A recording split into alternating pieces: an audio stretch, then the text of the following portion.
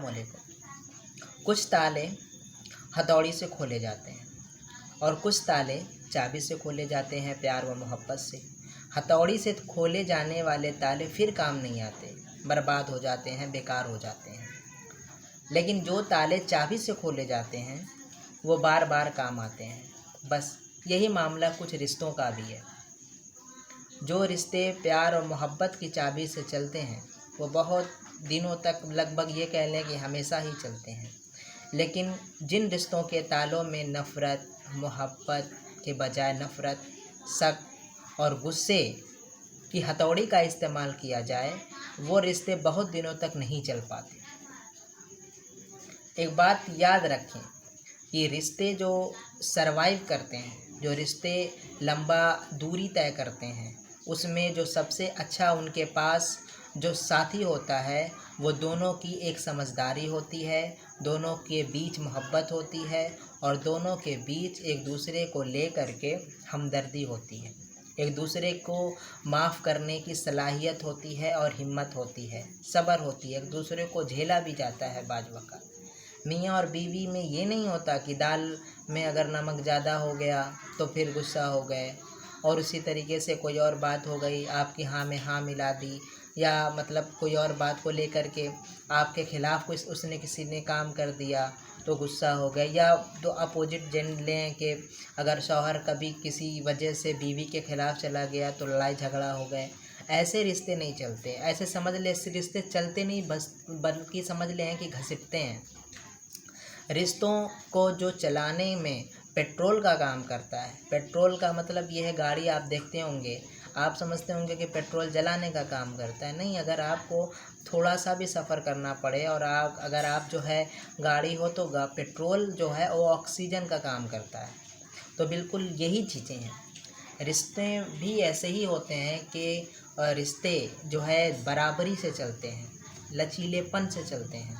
एक बड़ी फेमस कहावत है कि जो चीज़ लपती है, लपती का मतलब है थोड़ा सा हिलती डुलती है, वो जो है बहुत देर में टूटती है, और जो चीज़ सख्त होती है वो टूट जाती है। अब फॉर एग्ज़ाम्पल समझ लें, कोई प्लास्टिक की कोई भी चीज़ है और अगर हम उसे मोड़े वो फोल्ड हो जाए, या मोड़े तो वो दबे, तो वो चीज़ ना मजबूत होती है, ज़्यादा दिनों तक चलती है। लेकिन वो चीज़ें जिनको दबाएं तो दबे ना, सख्त हो, तो वो चीज़ें बिल्कुल जो है बहुत कम दिनों तक चलती हैं। बस यही मामला रिश्तों में भी है। कहीं ना कहीं आप सही होते हैं, लेकिन मसलहत के तहत आपको जो है झुकना पड़ता है। कभी कभी आप दूसरे को खुश करने के लिए भी अपनी सही बात को जो है चुप कर जाते हैं। अगर आपकी सही बात रिश्तों को बहुत ज़्यादा नुकसान नहीं पहुंचा रही तो आप सोचते हैं कि चलो छोड़ो, अगर ये नहीं भी होता है तो कोई बहुत बड़ा घाटा नहीं हो रहा।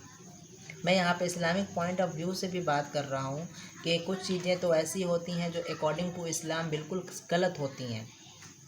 ठीक, अगर वो बात हो फिर तो आपको हर हाल में डटे रहना है, फिर अगेंस्ट द इस्लाम यानी इस्लाम के ख़िलाफ़ तो आप नहीं जा सकते। लेकिन मैं यहाँ पर सीधी सी बात, वही मैं फिर अपनी बात को लेकर के स्टार्टिंग में आऊँगा, जो मैंने आपको बात बताई थी कि जो चाबी ताले से जो है ताला चाबी से खोला जाता है वो बार बार बार बार और सदियों यूज किया जाता है। लेकिन एक बार भी ताला अगर हथौड़ी का इस्तेमाल किया गया तो फिर वो तबाह बर्बाद हो जाता है, फिर वो इस्तेमाल करने लायक नहीं रह जाता। बस इसी को मिसाल समझिए आप। रिश्ते निभेंगे प्यार व मोहब्बत से निभेंगे, आपको उसे झेलना है, उसे आपको झेलना है। इस तरीके से अगर चलते हैं तो आप अपनी गाड़ी को लंबे समय तक चला सकते हैं और उसके ज़रिए एक लंबी दूरी आप तय कर सकते हैं। Otherwise it's very tough to survive the life. अगर आप ऐसा करते हैं तो ये फिर ज़िंदगी को सर्वाइव करना, ज़िंदगी को चलाना बहुत मुश्किल हो जाएगा।